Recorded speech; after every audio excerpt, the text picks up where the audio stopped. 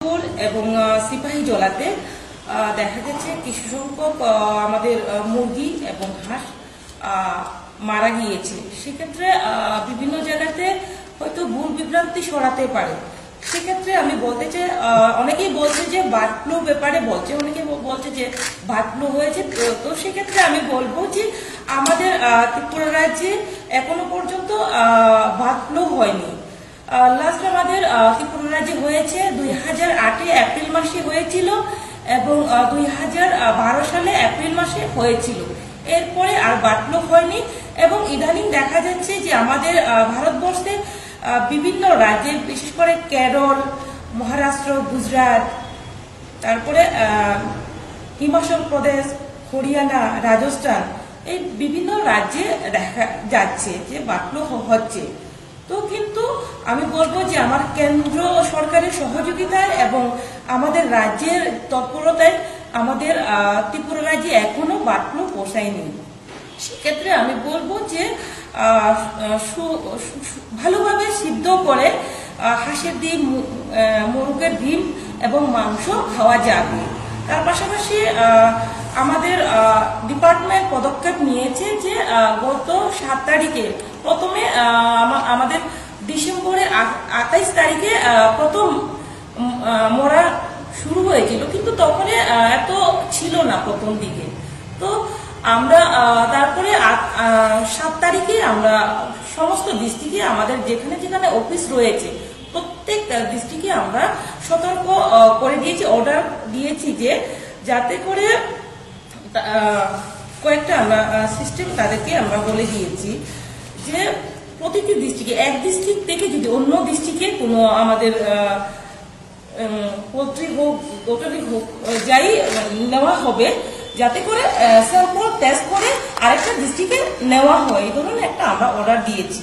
তার পাশাপাশি আমরা একটা হেল্পলাইন নাম্বার দিয়েছি, যেখানে পাবলিকরা হোক অথবা আমাদের যেখানেই হোক, ত্রিপুরা রাজ্যে যেখানেই হোক, যদি দেখা যায় যে কোনো জায়গাতে অতিরিক্ত ভাবে লক্ষণ বোঝা যাচ্ছে না, অতিরিক্ত ভাবে মারা যাচ্ছে, তো সেই ক্ষেত্রে আমরা একটা হেল্পলাইন নাম্বারও তাদেরকে দিয়েছি। সেই নাম্বারে যে কোনো সময় যোগাযোগ করতে পারবেন। যেমন নাম্বার হচ্ছে 0381232236, 038123233611।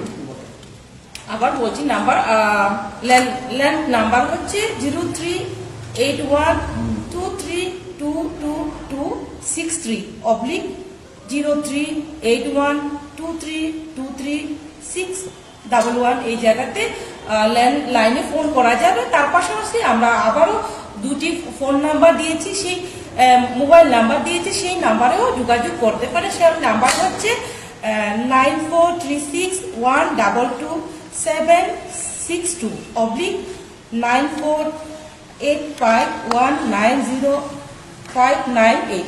এই নাম্বারগুলোতে যখনই যেখানে সমস্যা হবে সেখানে যোগাযোগ করা যাবে। তার পাশাপাশি আমরা আরো সতর্ক করে দিয়েছি সব ডিস্ট্রিক্টে, যাতে করে আপনারা জানেন যে আমাদের ত্রিপুরা বর্ডার রয়েছে চোরাইবাড়ি।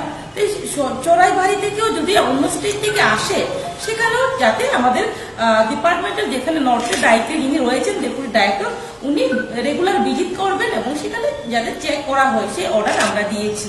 তার পাশাপাশি আপনারা জানেন যে আমাদের ইন্টারন্যাশনাল বর্ডার হিসেবে আপনাদের বাংলাদেশ রয়েছে এবং সেই জায়গাতেও সেখানেও যাতে চেক করা হয়, সেই নির্দেশ আমাদের ডিপার্টমেন্ট তরফ থেকে দেওয়া হয়েছে। প্রত্যেকটা ডিস্ট্রিক্টের আমাদের অফিসারদের সব জায়গাতেই জানানো হয়েছে।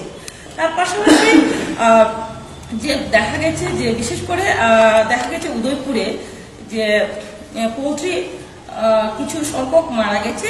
তো দুটো কারণ হচ্ছে, একটা হচ্ছে জীবাণু গঠিত কারণে, একটা রোগ, জীবাণু গঠিত রোগের কারণে, আরো দ্বিতীয় হচ্ছে পরভূমি জনিত রোগ, যেটাকে বলা হয়, যেটা আমরা দেখি যে বাচ্চাকালীন সময়ে যে একটা লাল পায়খানা যেটা হয়, সেই রোগটা, সেই ফাউল কলেরা যেটা বলা হয়। তো এই মানে যে রোগগুলো, এই বিশেষ এই রোগগুলোর কারণে কিছু সংখ্যক মারা গেছে।